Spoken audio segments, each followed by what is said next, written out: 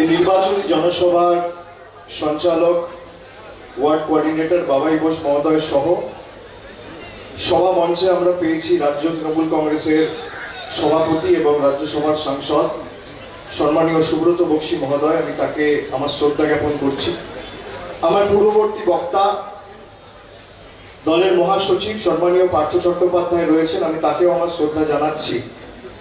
মঞ্চে রয়েছেন দক্ষিণ কলকাতা লোকসভা কেন্দ্রের সাংসদ মালা রায় মহোদয়া, রয়েছেন দেবাশিস কুমার দক্ষিণ কলকাতা তৃণমূল কংগ্রেসের সভাপতি এবং রাসবিহারী বিধানসভা কেন্দ্রের বিধায়ক, নেত্রীর ইলেকশন এজেন্ট বৈশানর চট্টোপাধ্যায়, 72 নম্বর ওয়ার্ড কোঅর্ডিনেটর সন্দীপ বক্সী, হিরণলাল মজুমদার, ত্রিনাঙ্কুর রয়েছে, শান্তনু সেন, নির্মল মাঝি, পার্থ ভৌমিক সামনে বসে আছে আমি দেখতে পাচ্ছি, অলোক দাস, সার্থক রয়েছে তৃণমূল যুব কংগ্রেসের দক্ষিণ কলকাতার সভাপতি। আমি সকলকে একযোগে ধন্যবাদ জানাচ্ছি, কৃতজ্ঞতা জানাচ্ছি, প্রণাম জানাচ্ছি। আজকের এই নির্বাচনী জনসভা কোভিড বিধি মেনে সীমিত সংখ্যায় আমাদের সমর্থকদের নিয়ে আমরা করছি এবং ঠিক এখানেই এই বছর নির্বাচনের সময় এপ্রিল মাসে আমার সভা করার কথা ছিল, কিন্তু হঠাৎ করে নির্বাচন কমিশনের সভা সমিতির উপর নিষেধাজ্ঞা জারি করার ফলে আপনাদের সকলের সাথে দেখা করার সৌভাগ্য আমার হয়নি।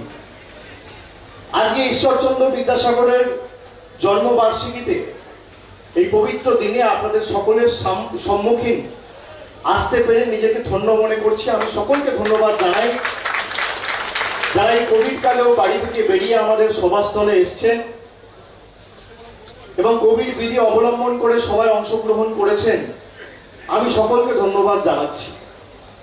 আজকের এই নির্বাচনী জনসভা মূলত আমাদের সকলের নেত্রী বাংলার মুখ্যমন্ত্রী এবং দেশনেত্রী মমতা বন্দ্যোপাধ্যায়ের সমর্থনে আগামী 30শে সেপ্টেম্বর ভবানীপুরের মা ভাই বোনদের কাছে আমরা আবেদন রাখতে এসেছি এবং ইতিমধ্যেই আপনারা দেখেছেন এপ্রিল মে মাসে যে নির্বাচন হয়েছিল 8 দফায়, তার ফল ঘোষণা হওয়ার পর দুটো নির্বাচন, ওদিকে শামশেরগঞ্জ আর জঙ্গিপুর বাকি ছিল, তার সাথে ভবানীপুর, যেহেতু সম্মানীয় শোভনদেব চট্টোপাধ্যায় ইস্তফা দিয়েছিলেন এবং মমতা বন্দ্যোপাধ্যায়কে এখানে আপনাদের আশীর্বাদ ভালোবাসার পাথেয় করে নেত্রীকে আবার তৃতীয়বার বাংলার মুখ্যমন্ত্রী করে ভারতবর্ষে একটা উন্নয়নমূলক গণতান্ত্রিক তমসাচ্ছন্ন পরিবেশ কাটিয়ে মুক্তির সূর্যোদয় ঘটিয়ে যাতে মমতা বন্দ্যোপাধ্যায় কাজ করতে পারে সেই সুযোগ করে দিয়েছেন।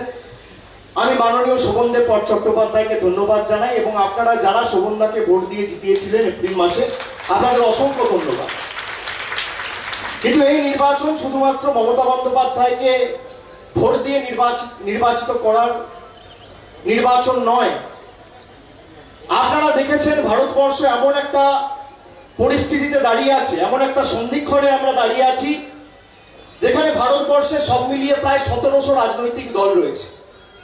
এই 1700 রাজনৈতিক দলের মধ্যে ন্যাশনাল পার্টি, রাষ্ট্রীয় দল যদি আমি বলি, সর্বভারতীয় রাজনৈতিক দল 5 থেকে 6টা দল রয়েছে।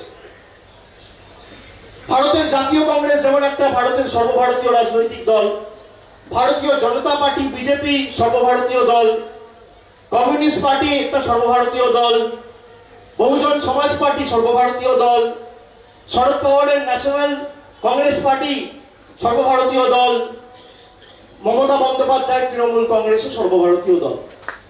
কিন্তু এই দলগুলোর মধ্যে আপনারা দেখুন, রাস্তায় দাঁড়িয়ে মানুষের পাশে দাঁড়িয়ে চোখে চোখ রেখে লড়াই করার সাহস দেখিয়ে বশ্যতা স্বীকার না করে, মেরুদণ্ড বিক্রি না করে, বহিরাগতদের কাছে আত্মসমর্পণ না করে একমাত্র যে রাজনৈতিক দল লড়াই করছে সেই দলের নাম তৃণমূল কংগ্রেস।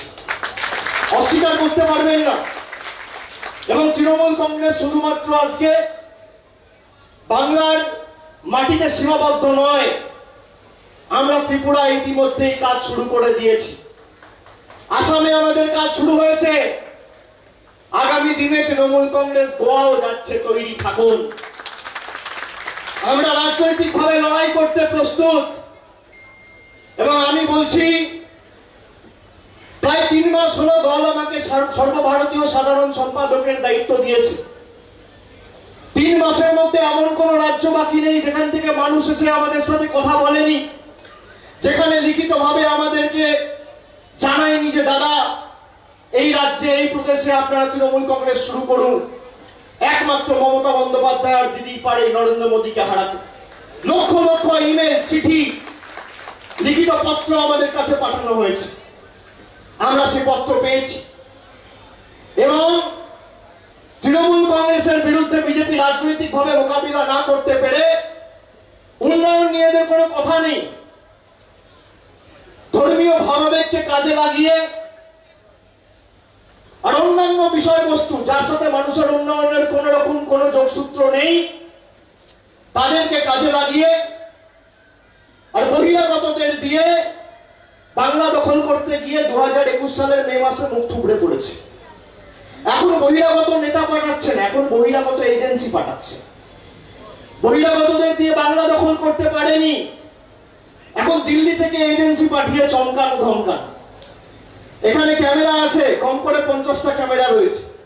আমি আপনাদের সাক্ষী রেখে বলছি, এই ভবানীপুরের মাটি তো আমাদেরকে লালন পালন করে বড় করেছে, সমৃদ্ধ করেছে, ভালোবাসা দিয়েছে, আশীর্বাদ দিয়েছে। আর যাই হোক, তৃণমূল কংগ্রেস মেরুদণ্ড বিক্রি করবে না। শরীরের শেষ রক্তবিন্দু পর্যন্ত আমরা লড়াই করার জন্য প্রস্তুত। আপনাদের আশীর্বাদ, ভালোবাসা, সমর্থন যদি মমতা বন্দ্যোপাধ্যায়ের উপর থাকে, আগামী দিন তৃণমূল কংগ্রেস শুধুমাত্র বাংলার মাটিতে সীমাবদ্ধ থাকবে না। ইতিমধ্যেই তো দেখেছেন, আমি যাতে ত্রিপুরা ঢুকতে না পারি 144 ধারা জারি করে দিয়েছে। কি অবস্থা! এত বড় একটা রাজনৈতিক দল, মানে বিশ্বর সব থেকে বড় রাজনৈতিক দল, এত ভয় কেন যে 144 ধারা জারি করতে হচ্ছে যাতে অভিষেক বন্দ্যোপাধ্যায় না ঢুকতে পারে? আপনি কদিন 144 জারি করবেন? যেদিনকে তুলবেন 24 ঘন্টার মধ্যে আমি তুলব। আর ত্রিপুরায় আমরা যখন শুরু করেছি, ত্রিপুরাও জোড়া ফুল ফুটবে, ত্রিপুরাও পরিবর্তন হবে, ত্রিপুরাও গণতন্ত্র প্রতিষ্ঠা করে তৃণমূল কংগ্রেস মমতা বন্দ্যোপাধ্যায়কে সামনে রেখে লড়াই করবে। আপনারা দেখুন, এত বড় বড় কথা, এত চমকানি, এত ধমকানি, আর ত্রিপুরায় যাতে তৃণমূল কংগ্রেসের সৈনিকেরা পা রাখতে না পারে সেই জন্য পুলিশ দিয়ে নোটিশ পাঠাচ্ছে, 144 ধারা করছে, ইডিকে কাজে লাগিয়ে নোটিশ পাঠাচ্ছে। আমাকে তো 5টা নোটিশ পাঠিয়েছে। আরে 500 পাঠালেও মেরুদণ্ড বিক্রি করবো না। বলা কেটে দিল, মমতা ব্যানার্জি জিন্দাবাদ, তৃণমূল কংগ্রেস জিন্দাবাদ, জয় হিন্দ, বন্দে মাতরম, আমার জয় বাংলা বেরোবে। যত গায়ের জোর আছে প্রয়োগ করো, কোনো লাভ নেই। এই বাংলার মাটি দুর্জয় খাঁটি, এই মাটি বশ্যতা স্বীকার করবে না, এই মাটি মেরুদণ্ড বিক্রি করবে না, এই মাটি আত্মসমর্পণ করবে না। তাই মমতা বন্দ্যোপাধ্যায়ের পা ভেঙে দেওয়ার পরেও হুইল চেয়ারে, কাশ্মীর থেকে হুইল চেয়ারে, আজকে দার্জিলিং থেকে দেগঙ্গা আর কুচবিহার থেকে কাকদ্বীপ প্রচার করে 213টা আসন নিয়ে তিনি তৃতীয়বার আপনাদের ভালোবাসাকে পাথেয় করে মুখ্যমন্ত্রী হয়েছে।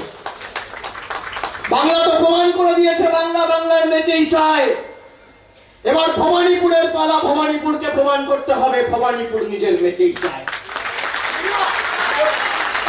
আপনারা তো সরাসরি মমতা ব্যানার্জিকে ভোট দিচ্ছেন, সরাসরি উন্নয়নের পক্ষে রায় দিচ্ছেন। আগামী দিন দিল্লিতে পরিবর্তনের পক্ষে রায় দিচ্ছেন। ভবানীপুর সেই লড়াই সূচনা করছে। 30 তারিখ শুধুমাত্র আপনি ভোট তৃণমূল কংগ্রেস প্রার্থী আর তৃণমূল কংগ্রেস প্রতিদ্বন্দ্বীকে জেতানোর লক্ষ্যে দিচ্ছেন না, আপনি তৃণমূল কংগ্রেসকে ভোট দিচ্ছেন আগামী দিন দিল্লিতে পরিবর্তন আনতে। এটা মাথায় রাখবেন। তোমাকে বদিবে যে গোকুলে বাড়িছে সে, কথাটা মনে আছে তো? সুতরাং মমতা বন্দ্যোপাধ্যায়কে চমকে ধমকে লাভ নেই। ইডি, সিবিআই, আপনার যত গায়ের জোর আছে আপনি করুন। আপনার ইডি কাজকলা করেছে, আমার আর কাজকলা করুন। আমি ক্যামেরার সামনে বলছি, আপনার সিবিআই আমার কাজকলা করেছে আর কাজকলা করুন। নরেন্দ্র মোদী অমিত শাহকে চ্যালেঞ্জ করে দিয়ে যাচ্ছি, সততার প্রতিমূর্তি সাজেন। হ্যাঁ, যারা কাগজ মুড়ে টাকা নেয়, যাদের বিরুদ্ধে সুদীপ্ত সেন চিঠি লেখে যে আমার থেকে 6 কোটি টাকা নিয়েছে, তারা ফেরতি করে দিল্লিতে গিয়ে মোদির পাশে বসে ছবি তুলছে, আর আমাকে সিবিআই নোটিশ, ইডির নোটিশ পাঠানো হচ্ছে। আপনি কত নোটিশ পাঠাবেন? আপনার কাগজ ফুরিয়ে যাবে, পেনের কালি শেষ হয়ে যাবে, আমাদের জেদ শেষ হবে না। আপনি যত প্রহার করবেন, যত আঘাত করবেন, যত তাতাবেন, তৃণমূল কংগ্রেস দলটা হচ্ছে বিশুদ্ধ লোহা। যত আঘাত করবেন তত শক্তিশালী হবে, তত মজবুত হবে। আর আমরা তো মমতা বন্দ্যোপাধ্যায়ের আদর্শে দীক্ষিত, নেত্রীর অনুপ্রেরণায় দল করি। মমতা বন্দ্যোপাধ্যায়ের সংগ্রাম আন্দোলন পাথেয় করে তৃণমূল কংগ্রেসে সৈনিক হিসেবে রাস্তায় কাজ করি।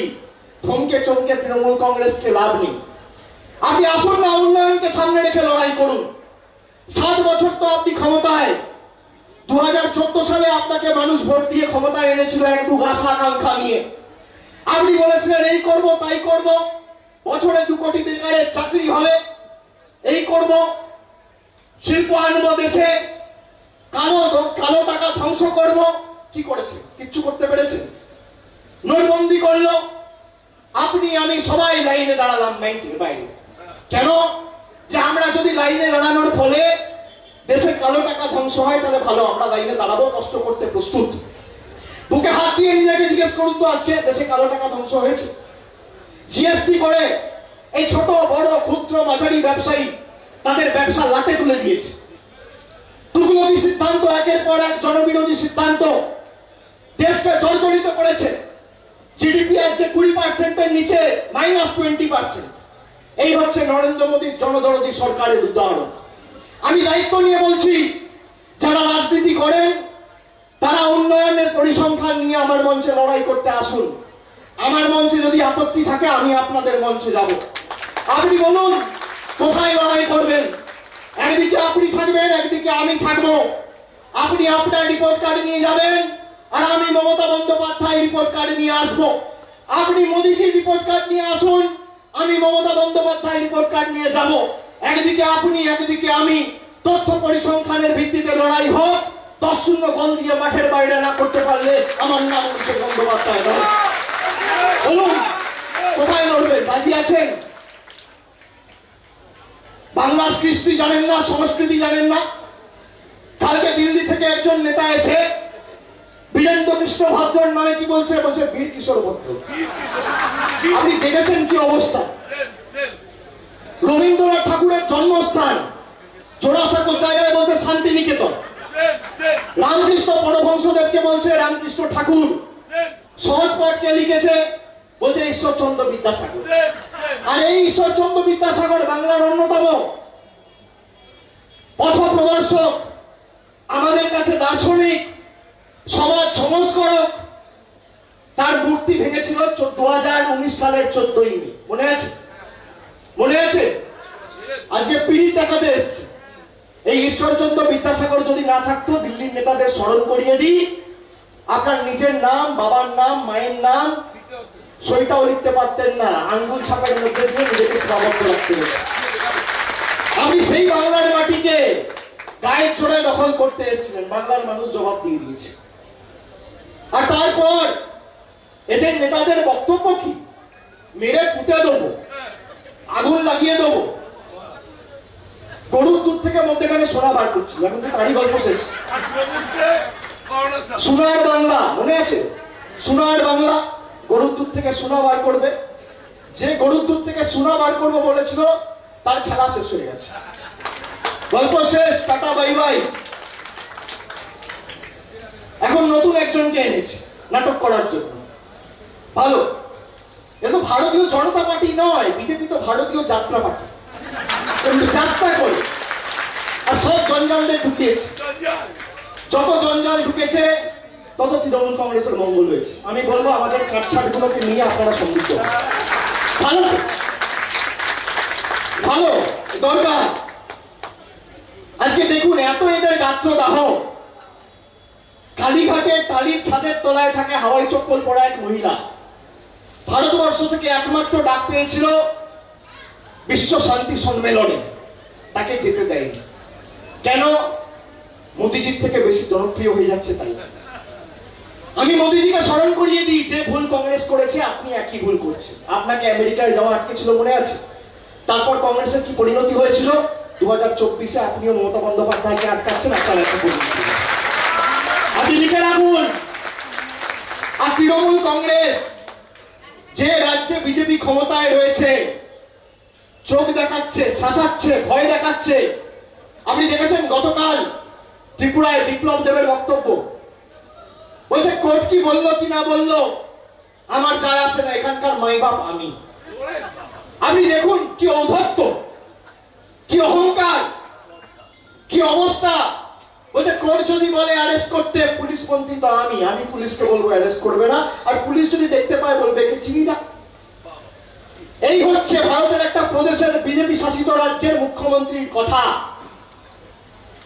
আমরা যদি ভবানীপুরকে 1 লক্ষ ভোটে মমতা ব্যানার্জিকে না জেতাতে পারি, আগামী দিন ভারতবর্ষ থাকবে না। আমি আপনাদের বলছি 1 লক্ষর বেশি ভোটে জেতাতে হবে।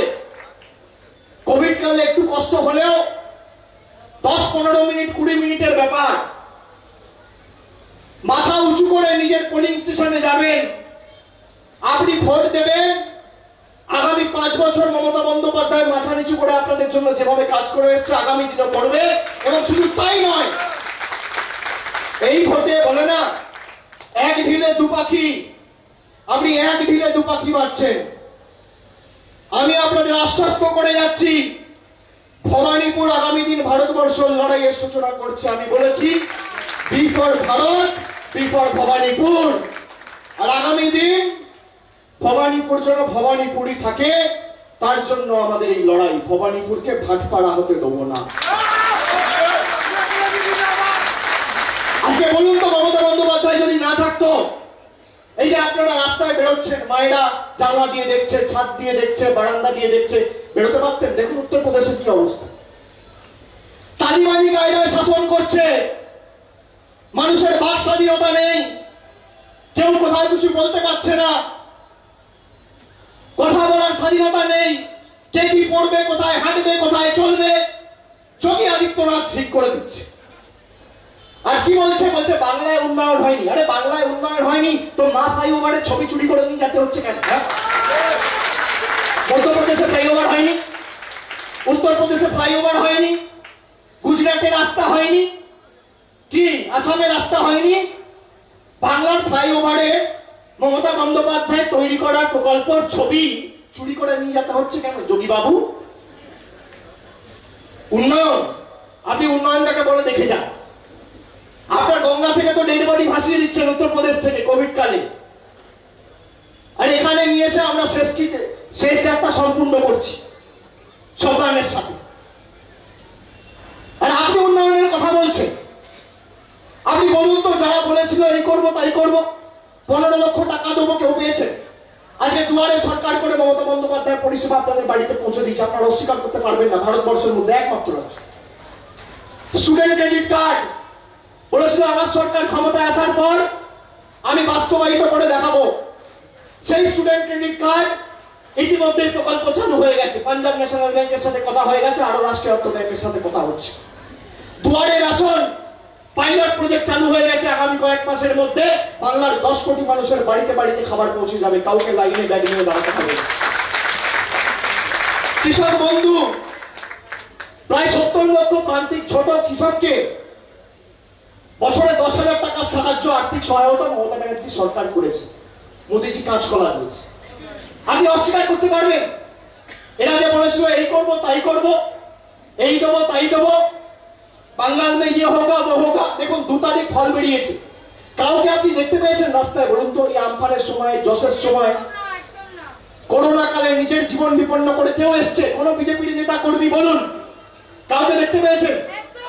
নিজের জীবন বিপন্ন করে যদি কেউ ঝাঁপিয়ে থাকে, মমতা ব্যানার্জি ঝাঁপিয়েছে। আপনি অস্বীকার করতে পারবেন? আপনার সুখে, আপনার আনন্দে আপনি তৃণমূলকে পাবেন না, কিন্তু আপনার দুঃখে আর বিপদে তৃণমূল কংগ্রেস ছিল, আছে, থাকবে।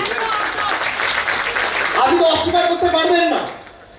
আমি তো বলছি আপনি আসুন, তথ্য পরিসংখ্যানকে সামনে রেখে লড়াই করুন। যারা বাংলার কৃষ্টি সংস্কৃতি জানে না, বাংলার ঐতিহ্য জানে না, বাংলা বলতে পারে না, বাংলা পড়তে পারে না। ঠিক আছে, আপনি অন্য ভাষায় কথা বলুন না, কে বারণ করছে? আপনি ভোট নেওয়ার জন্য বাংলার সংস্কৃতিকে বিকৃত করছেন। আপনি ভোট নেওয়ার জন্য ঈশ্বরচন্দ্র বিদ্যাসাগরের মূর্তি ভেঙে দিচ্ছেন। আপনি ভোট নেওয়ার জন্য রবীন্দ্রনাথ ঠাকুর কালকে রাষ্ট্রপুঞ্জে প্রধানমন্ত্রী বলেছে, রবীন্দ্রনাথ ঠাকুরের এমন কবিতার অবস্থা করছে মানে পিন্ডি চটকে দিচ্ছে। কবিগুরুর উদ্ধৃতি দু একটা কথা এমন লাইন বলছে, সংশয়, মানে কি বলেছে আমি নিজেই বুঝতে পারবো না। আরে কি দরকার? আপনি গুজরাটিতে বলুন না, আপনি হিন্দিতে বলুন না, ভারতবর্ষ থেকে বানু করছে না। ভবানীপুরে নির্বাচন বলে বলতে হবে, তাই না? ভবানীপুরে নির্বাচন আছে 2021-এ, যখন শোভনদেব চ্যাটার্জি দাঁড়িয়েছিল তখন তো 23,000-এ হেরেছিল, এবার 1 লাখে হারবে। লিখে রাখবে, জামানত বাজি আসতে হবে। এখানে বাড়িতে বাড়িতে মমতা বন্দ্যোপাধ্যায়ের মতো মায়েরা রয়েছে যারা মেরুদণ্ড বিক্রি করবে না, আপনার অর্থবলের কাছে আত্মসমর্পণ করবে না।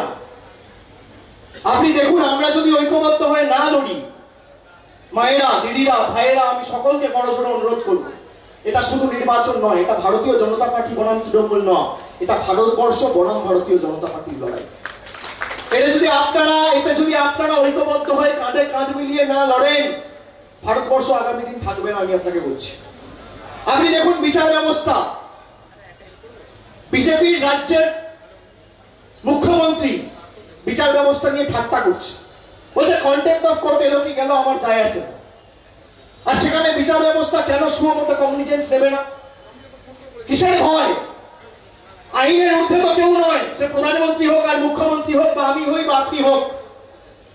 ভারতবর্ষে আইনের শাসন চালাতে হবে, শাসনের আইন চলবে না। আমাদের এই জন্য ঐক্যবদ্ধ থাকতে হবে। আমি সেই জন্য আপনাদের বলবো যে আগামী 30 তারিখ মাথা উঁচু করে ভোট দেবেন, চোরা ফুলে ভোট দেবেন, অন্য জায়গায় নয়। 1 নম্বর বোতাম টিপবেন আর 2 নম্বরই গুলোর জামানত বাজেয়াপ্ত করবেন। 1 নম্বরে তো মমতা বন্দ্যোপাধ্যায় রয়েছে, আপনারা মমতা বন্দ্যোপাধ্যায়কে জেতান। মমতা বন্দ্যোপাধ্যায়ের সাথে নরেন্দ্র মোদীর এতটুকুই পার্থক্য, কথা দিয়ে দিদি কথা রাখে, আর দিল্লিতে তারা কথা দিয়ে কথা রাখে না। আপনার বাড়িতে যদি আগুন লাগে, ফায়ার ব্রিগেডটা নিয়ে তৃণমূল কংগ্রেস যাবে, দিল্লি থেকে নেতা আসবে না।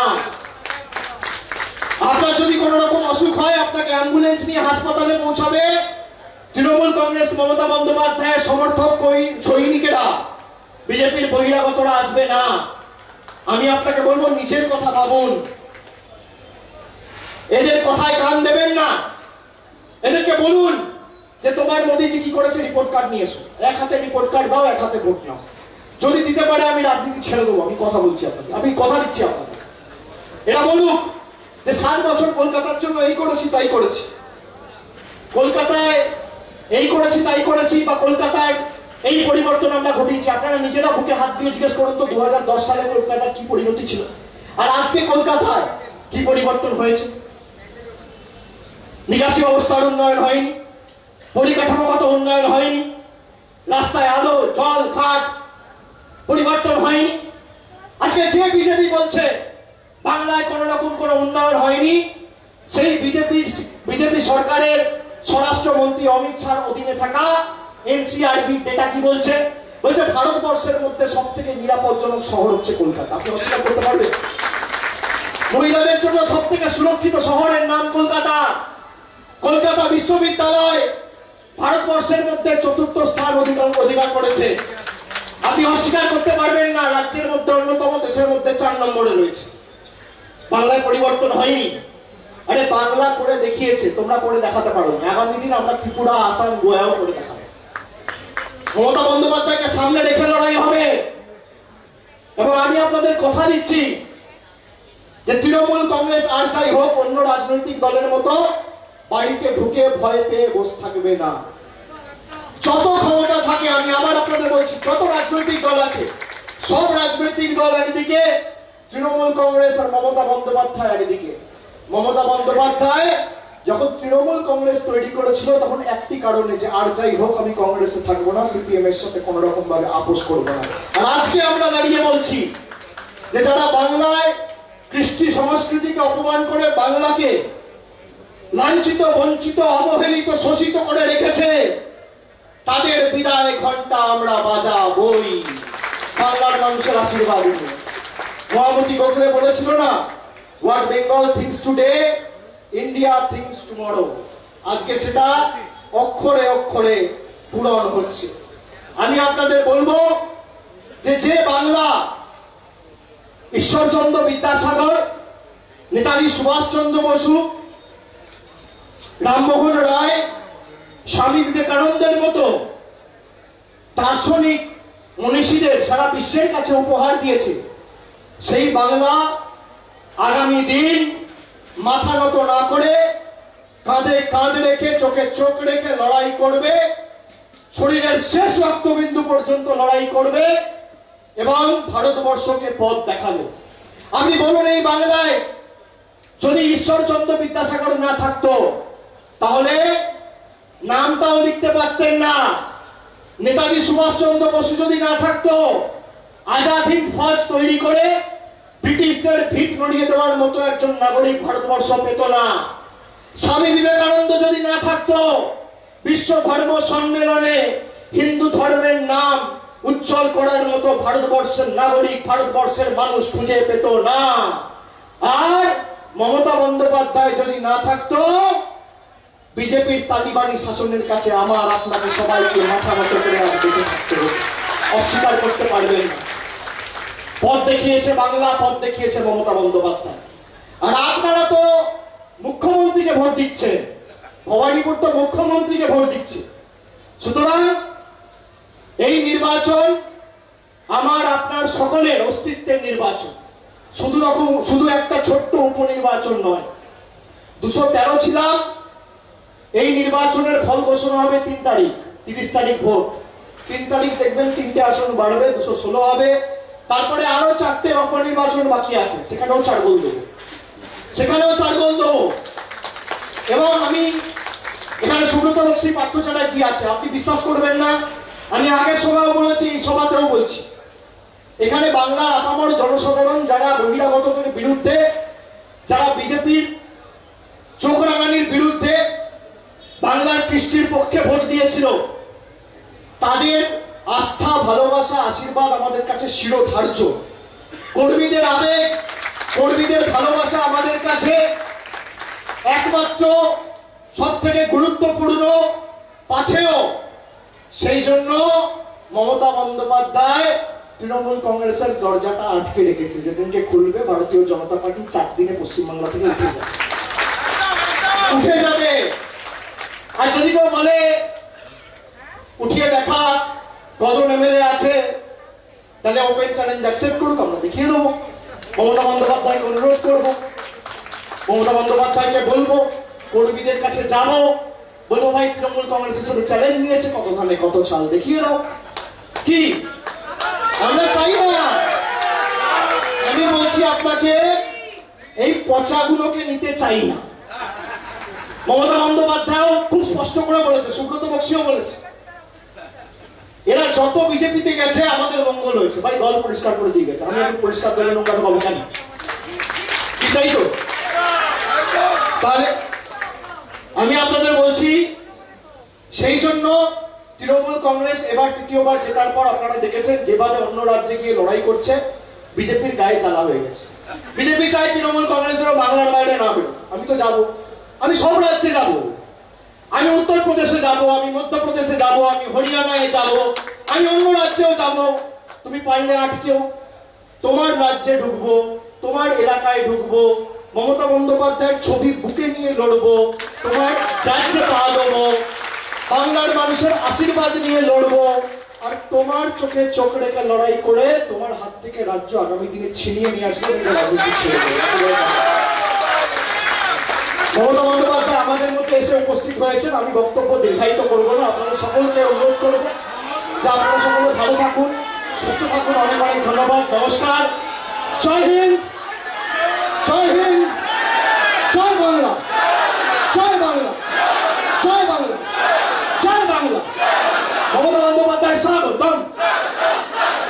দেশনেত্রী মমতা বন্দ্যোপাধ্যায় স্বাগতম, দেশনেত্রী মমতা বন্দ্যোপাধ্যায় স্বাগতম। দিদি তুমি লড়াই করো, আমরা তোমার সাথে আছি। দিদি তুমি লড়াই করো, আমরা তোমার সাথে আছি। দিদি তুমি লড়াই করো, আমরা তোমার পাশে আছি। জননেত্রী মমতা বন্দ্যোপাধ্যায় স্বাগতম, সভানেত্রী মমতা বন্দ্যোপাধ্যায় স্বাগতম। জয় বাংলা, জয় বাংলা, জয় বাংলা, জয় বাংলা। বাংলার কান্ডারি মমতা বন্দ্যোপাধ্যায় জিন্দাবাদ, দেশনেত্রী মমতা বন্দ্যোপাধ্যায় জিন্দাবাদ, মমতা বন্দ্যোপাধ্যায় জিন্দাবাদ, তৃণমূল কংগ্রেস জিন্দাবাদ। দিদি তুমি এগিয়ে চলো, আমরা তোমার পাশে আছি। দিদি তুমি লড়াই করো, আমরা তোমার সাথে আছি। এই লড়াই লড়াই লড়াই চাই, এই লড়াই লড়াই লড়াই চাই। এই লড়াইয়ের নেত্রীকে, এই লড়াইয়ের নেত্রীকে, আমার তোমার নেত্রীকে, এই দেশের নেত্রীকে, এই পশ্চিমবঙ্গের নেত্রীকে মমতা বন্দ্যোপাধ্যায় জিন্দাবাদ, তৃণমূল কংগ্রেস জিন্দাবাদ। জয় হিন্দ, জয় হিন্দ, বন্দে মাতরম, বন্দে মাতরম, বন্দে মাতরম। জয় বাংলা, জয় বাংলা, জয় বাংলা। ভবানীপুর নিজের, ভবানীপুর নিজের, ভবানীপুর নিজের, ভবানীপুর নিজের। একবার যত বলায় জোর আছে দুহাত তুলে আমার সাথে বলুন, ভবানীপুর নিজের। ধন্যবাদ, নমস্কার।